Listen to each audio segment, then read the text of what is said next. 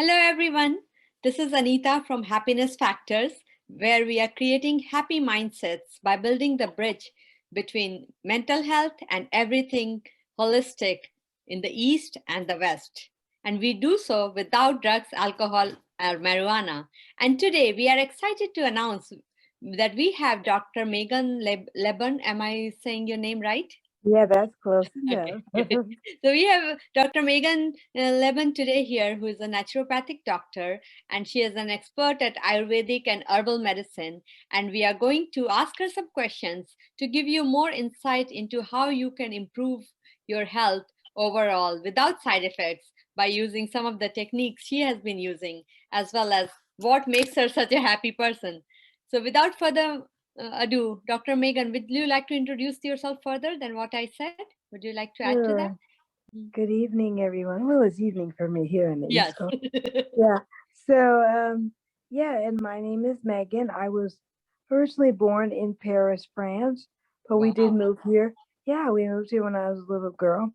So I did grow up in Atlanta, and I always did want to be a doctor, to be honest, ever since I was little. I don't really know why, because we didn't have really any medical people in my family, and nor was I sickly as a child. But for whatever reason, I did want to. And I got into naturopathic medicine because of my own illness when I was in college. So that's kind of what led me down that path. So otherwise, as far as my specialties go, actually, we're specialists in health restoration, as a naturopathic doctor, but we do specialize, so it makes it easy for people to find us on Google. And so I specialize in digestion and in diabetes. That's it, pretty much. That's amazing, because those are the two of most common problems or issues people have, right? Even I ask you, oh, I have this problem, what should I do? And I'm going to start the cleanse you suggested me maybe tomorrow, because I had a very busy schedule before that. And also I wanted the viewers to know that Dr. Megan has a little bit of paralysis from, I think, in the third part of her body. And still, she is one of the most happy and achievement-oriented person I have met. You would never know unless she mentions, right? So because many people, they have like a minor issue and they are just crying and complaining about it. So I want to let them know. I would love to have some minor issues right now, but oh well, what can you do? You have to keep going on in life, Yes. That's the spirit. I love it. Gotta keep going on. Yeah. So what are you really passionate about? Is it your well, to be honest, medicine. I've always, medicine is my first love, to be honest. Nice. And I've never really dreamed, like I think most other young women dream of, like, getting married and having kids and having a family. I never ever dreamed of those things. For one, I do not definitely want no children. And even getting married doesn't really interest me that much. Maybe like 10% out of 100.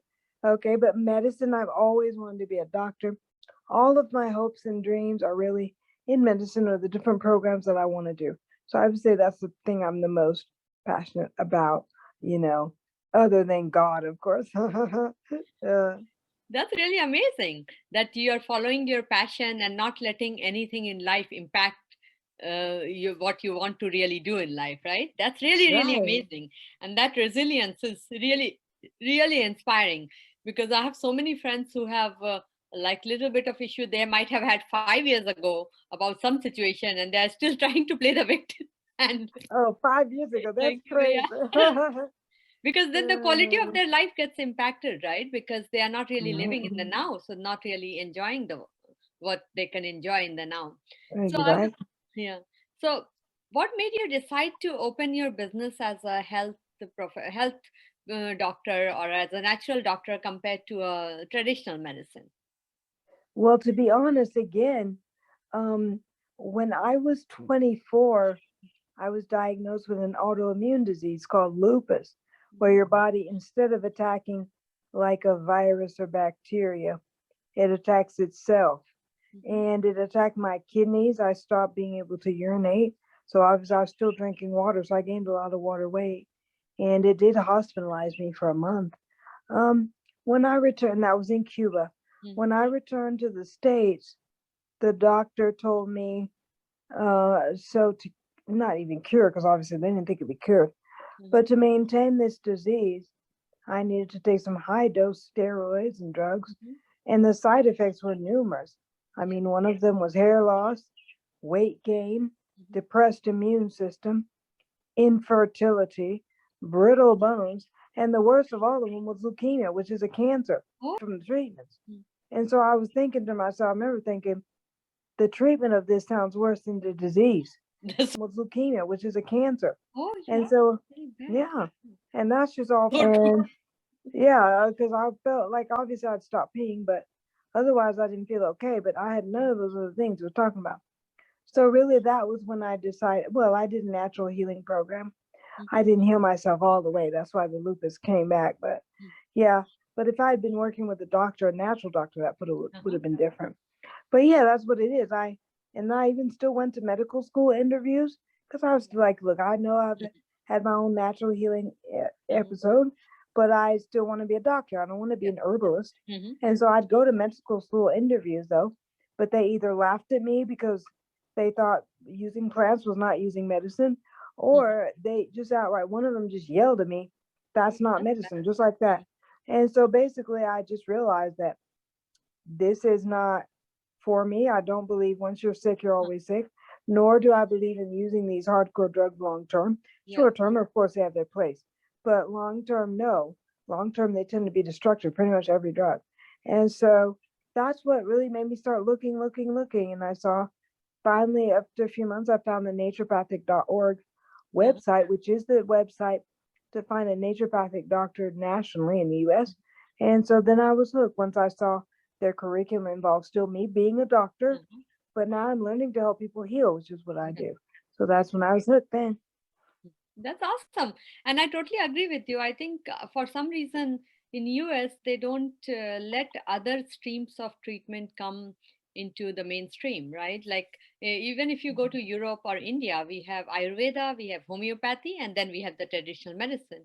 So when we go to traditional medicine, which is the only option here in India, people will only go if they have some major issue like a heart surgery or some other, because for them, for those kind of things, which is once in a while or once in a lifetime, it's okay, because then you don't have to take those drugs with side effects long term. But if you go for every problem and then all the side effects like you mentioned, even I have experienced some of those prescriptions which I haven't taken because my two members of my family are drug scientists, so I know exactly what's going to happen, right? So that's kind of really sad, because in US we spend more on healthcare than even the per capita GDP of a country like India. So we spend trillions of dollars and still people are more sick than ever because of the side effects. So I'm glad that you chose the natural path, because once people figure the natural path, I think they can get more healthy and without side effects, and they can get rid of the root cause rather than being dependent on some drug to keep you alive for the rest of your life. Right? Yeah, exactly. So I would say, what are some of the tips you would give to someone who is trying to become a naturopathic doctor? Like follow the same profession. Well, one of the things is that I think is very important as far as entering school. Yeah. One thing that I would have liked to have done is to at least take an anatomy and physiology class. Because see, I was a bio major, meaning biology, and my minor was chemistry, but you really don't use chemistry at all in medical school. And I did not take an anatomy and physiology class because it was not required. But the first second you get into med school, you're slammed with almost a year of straight anatomy and physiology. That can be very daunting. Obviously, I passed it, but I would definitely have done that. Otherwise, on the other end, once you graduate from school, or even while you're in school, it'd be nice if you had a way to make a living or to earn some money as you're building up your practice, if that's what you want to do. Not everyone wants to have a practice, but if that is your goal, it does take a second to build clientele usually. Well, now with Clubhouse, that's been very good for me.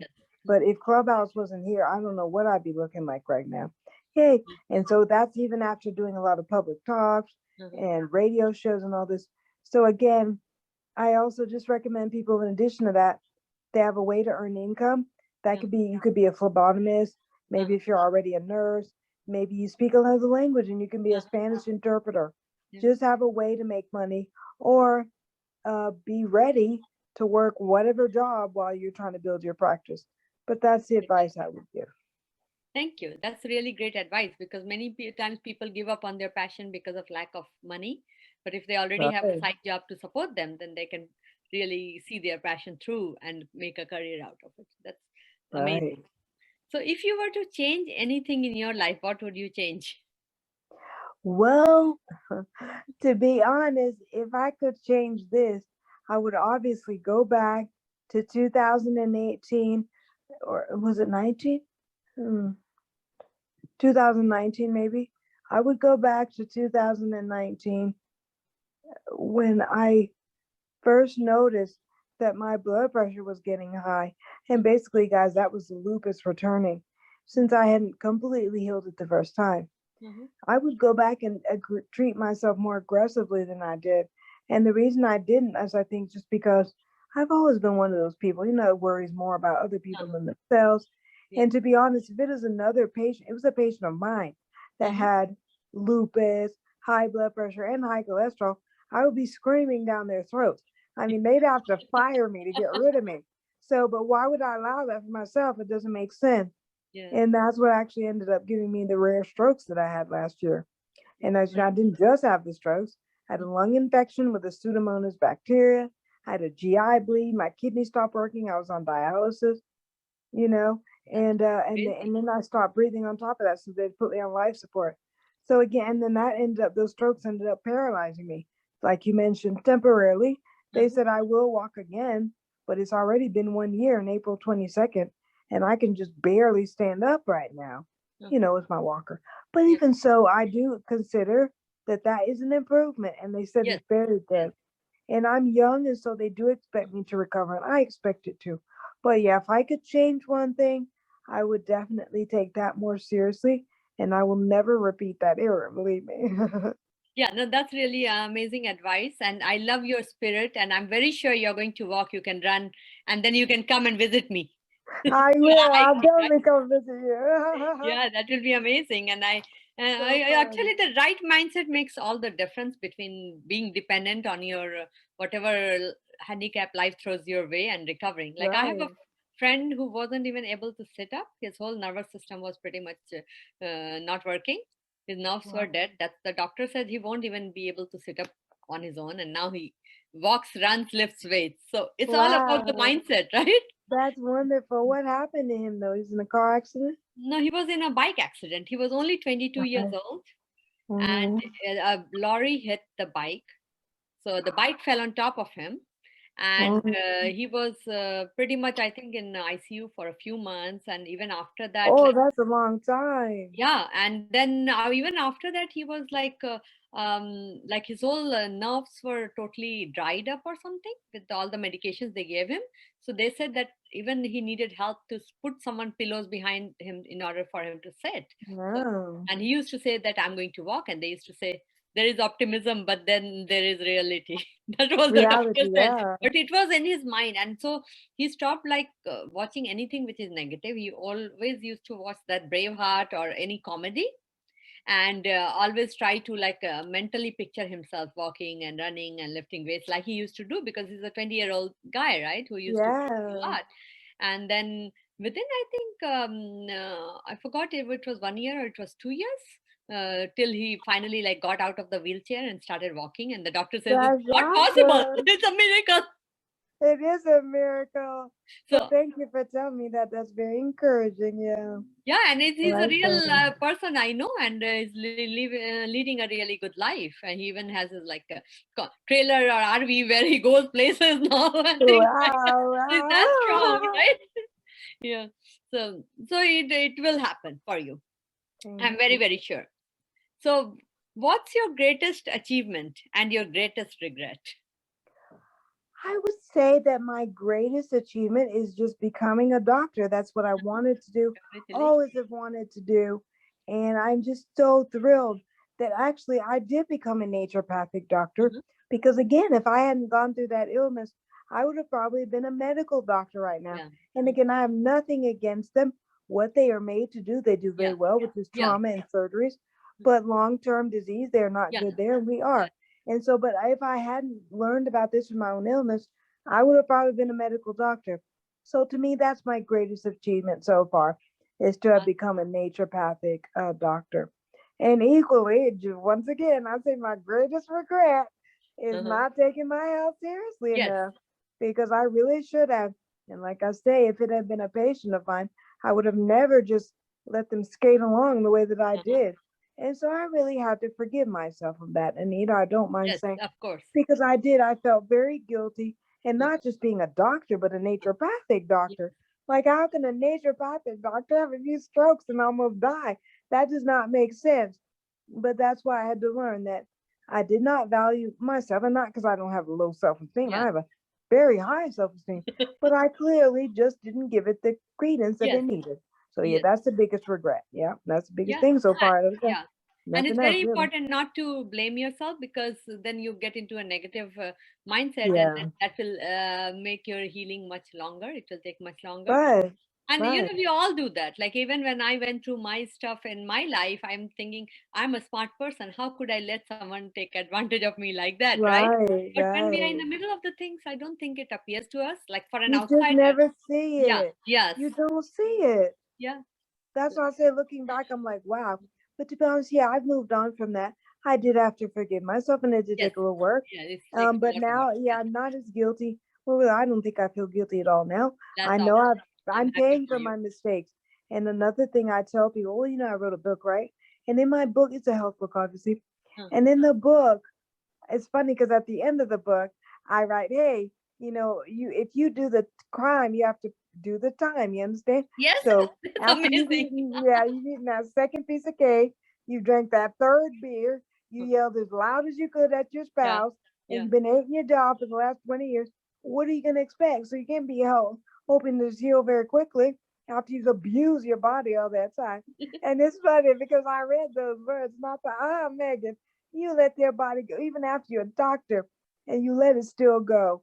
And so actually that did, funny enough though, it kind of settled my nerves a little bit, you know, like, look, Megan, this is what you get.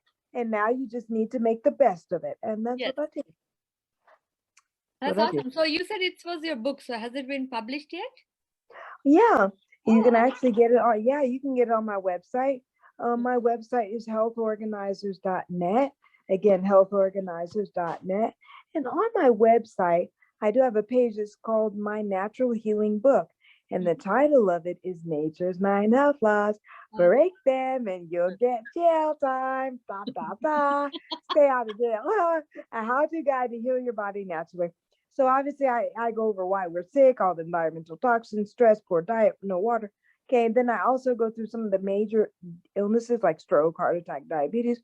But then I go through my favorite cleansing routine, like Dr. Schultz, he's herbdoc.com. I like all of his cleanses. He's got like an incurables program for, you know, diseases that they say are incurable. They also have like a 30-day detox for healthy people, 5-day detoxes. So those are what I use with all my, I make it mandatory that all the patients do that first. They don't even take supplements first, nothing. Unless they're already low, of course, like low in vitamin D or something. I'll let them, because they're low, you know. But otherwise, yeah. And then I even wrote in there, what does Dr. Megan do when she gets sick? So like all the natural healing therapies I like to do at home. So it's just, and I give couples advice, even though I'm not in a couple, but I know a lot of couples. So I feel like I do know something about it. Parenting advice, just anything really that has to do with your health, but not just with your physical body, but your mental and spiritual as well. So that's it. Nature's 9 Health Laws on my website. I totally agree with that, because without a healthy body, the mind can't be healthy. And without a healthy mind and body, spirit can't be healthy. So all three are interconnected. So we have to focus on all three when we are trying to create a lasting change. Yes, we do. Yeah. Do you have a copy of your book you want to show on the camera, or you don't? Let's see. I do have a copy. Let's see if I can reach it. Do you mind if I put this down a second? Sure. So right now we are talking with Dr. Megan, who had a bad stroke and lots of health issues where she was paralyzed from waist down, but still she's so full of life and so full of energy and so full of optimism to achieve whatever goal she is going after, which is providing natural cures for all your ailments, which are non-life threatening. So we would love to have her show us our book. so that viewers can get more. Let me show it to you. Yes. This is the cover right here. Awesome. See it? Nature. See that little guy? He's like a nature, right? He's a leaf. He's a policeman though, and he's arresting that guy. And that guy is that red thing is a candy bar that fell out of his pocket. And he's taking him to jail. Yeah, he's taking him to jail, but the jail is actually a hospital. Can you see that? Yeah. Yeah. Very creative. Very creative. Yeah. And so, guys, that's really how it is. Because I definitely feel like I'm jailed in my own body. I can't even move it. Well, I can move my legs a little bit, but I can I can extend them. So like if I pull them up to my chest with my arms, I can pull them down alone, but I cannot flex them. Meaning I cannot draw my knee to my chest. It won't move at all. And so, but yeah, like I say, and it's funny because if you get out of tune with nature's 9 health laws, it will be like you go to jail with whatever illness you have. But so I've been in jail. So it's funny, like I said, I read my own words and I be chuckle about it because I was like, Megan, you did the crime now. You got to do this time. That's a good way to put it because that will get into everyone's head, right? Right. So how do you see the future of natural medicine here in the United States? It's already popular in parts of the world like India and other places. And another thing I just wanted to mention that like here there's, like you said, the other doctor said it's not proven, but it has been proven for thousands of years in India, right? Before this traditional medicine came, everything was natural medicine, pretty much. Exactly. All the ancient civilizations. Exactly. Yeah. And to be honest, I see people here over the years. For example, like I told you, when I went for medical school interviews, back then we didn't even have any naturopathic medicine. I mean, it was not widely known like it is now. They didn't even have functional medicine, which is what medical doctors do that's more holistic. They're trying to sort of be a little bit like us, but we're still better, in my opinion. But yeah, that did not exist back. That was even back just in 2003 and 2004, when I went to try to apply to medical schools. And so, but now in 2020, a lot of people are way more open to natural medicine. Even the doctors, my colleagues, medical doctors, are usually pretty open to it themselves. And I think people just do really understand that with natural medicine, you can heal. So I think they can now make that distinction. So I think it's going in a very positive direction. That's awesome. That's amazing. Yeah. And also like other things like mental health tools, like one of them, which my startup HappinessFactors is building. I've seen like more people are interested in doing the research and seeing how positively it impacts without the side effects.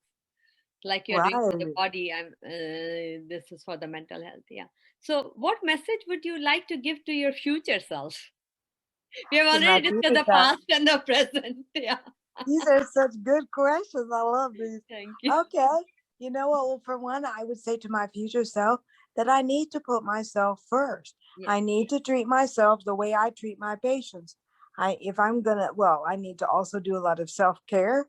I need to be drinking my water, taking my supplements, going to bed on time, not staying up late, and really just giving myself that same courtesy that I give to other people. That's what I would say. And I would also say that I need to continue to pursue my dreams and really not settle, but do everything I want to do. Yes. And I feel like if I am going to go out early in this life, then I should go out being extremely successful, having done everything that I wanted to do. And I don't want to have any other regrets. That's what I'd say. That's really amazing advice. See, they say like when people are on their deathbed, they don't feel bad about the things they did. They feel bad about the things they didn't do, the regrets they have. What if I have done? So that's really, really good words of wisdom for our listeners. That's what I say. I just want to do everything I wanted to do. And in case y'all are curious what some of those things are, I want to go on a safari in Africa. I want to ride like in a hot air balloon. Awesome. See, we have hot air balloons here also in California. Oh, do you? Yeah. Have you ever been in one?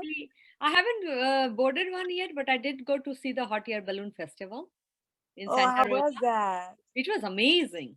I'm sure it was. Only thing is you have to wake up at 4 a.m. because it only lasts from 5 to, I would say, 8, because otherwise the sun gets too hot. Oh, that's too early. God. But I could probably do it one time. Yeah, I could do it one time. That's very early. Good. Yeah, it is And you got early. to be there at 4. You have to wake up or be there at 4. That's too early. No, be there by 5, so we wake up at 4. Yeah. Oh, be there by 5. Okay. Yeah. That's So better. I went there in advance, so I stayed overnight so that I could be there at that place at 5. Right. I would do the same thing. Yeah, I'd love to see that show. And to be honest, I want to just travel more. Obviously, I want to travel all over. I've never been anywhere in Asia or Africa so far. Obviously, I'm from France, so I've been through Europe extensively. I also, like I said, I went to school in Cuba, and I've been to a lot of islands in the One Caribbean. moment, Dr. Megan, I think your camera has gone very low. Yeah, now it's better. Now I can see. It's good? Yeah. Okay, because good. it was gone like half your face. Oh, sorry. Yeah.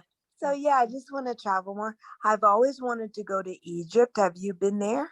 No, not to Egypt. I've been to all of Europe. Of course, I've been to India because I'm from there. From there? And I have been to Singapore and Japan and Taiwan because I was managing those countries for my last job. Nice. And what's it like in Singapore? Because I think they're poor there, but how else is it? Singapore is not poor. Singapore's people are I didn't know that. Really well off.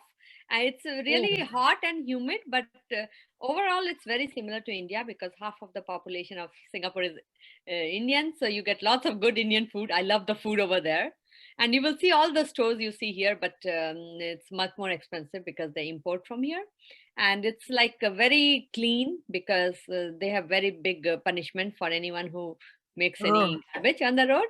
They will put them in jail. So that's a very, very clean place. Yeah, before I heard that they even used to cut the hands and legs off. I don't know if it's a myth or if it's true. Wow, that's scary. Yeah. So, and it's too many buildings because it's built on reclaimed land, right? So it's like lots of high rises. Some people call it the concrete jungle. Yeah. That's like New York. I think New York is concrete. Oh, yeah. That's so true. Even San Francisco is like that right now. Yeah, I like San Francisco too. I like seeing all their trolley cars, and it's just a very, very colorful city. A lot of different colors with their houses.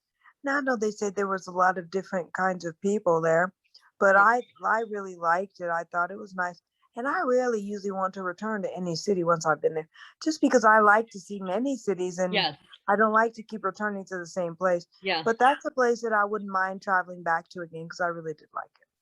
That's awesome. So what are your thoughts on happiness? Well, to be honest, I think that your happiness, well, for me anyway, it first stems from like a deep knowledge of, let's say, a higher power. So for me, I'm saying God. Doesn't have to be that for anyone else. It could be Allah, Buddha, whatever. But to me, happiness is for one being rooted in that higher entity and knowing that whatever that thing is what's really caring for you ultimately. So whatever happens to you, whether it is a positive thing or you view it even as negative, but that's you knowing that at the end of the day, everything is going to work out the way it should work out for your life. To me, that's really kind of the true happiness. Well, I think we would even use a better word in English, which would be content. Because at the end of the day, happiness really is kind of fleeting in the sense that you could be happy, but then you could be sad. But my goal right now is not really to be happy so much. Yeah, I want to be happy. But I feel I need to be content with where I am in my life and what I'm doing, and just be thankful and grateful for the people that are here taking care of me, my dad, my mom, my sister, and all of my friends and all my friends, really, some church friends and everything. So I think, being happy is knowing who you are, being confident in yourself and in your relationship with whatever higher power, and just fulfilling whatever you feel is your honest purpose in life. I think if you're able to do all those things, you will be happy. That's totally agree with, because many people base their happiness on external factors, so then it becomes very fleeting. Right. Whereas if it comes from inside and if it comes from your faith and your belief and in whatever universe, God or Bhagwan or whatever you call that supreme entity, right? If you have faith, then of course you will be happy because you always know that that entity is there to take care of you, no matter how. Right. I completely agree. I sure do. Thank you, Dr. Megan. It was amazing. You're welcome. And I wish you all the best and keep us updated in your future endeavors, and would love to talk to you again sometime. And and the viewers, you can find her book at what was it? Healthorganizers.net. Healthorganizers.net. Yeah, with the S. So please go check it out. You can order it from there, and you can book a session with Dr. Megan or book a class with her if you want to find out about natural medicine, or if you have any health concerns, especially related to the gut or diabetes, because those two are the things she is an expert at and has done really amazing work at. And with that, I wish everyone a very happy evening, day, whatever time zone you are in. Until we meet next time, don't forget to like, subscribe, and share our videos. For more amazing content, reach out to us and sign up for our happiness newsletter.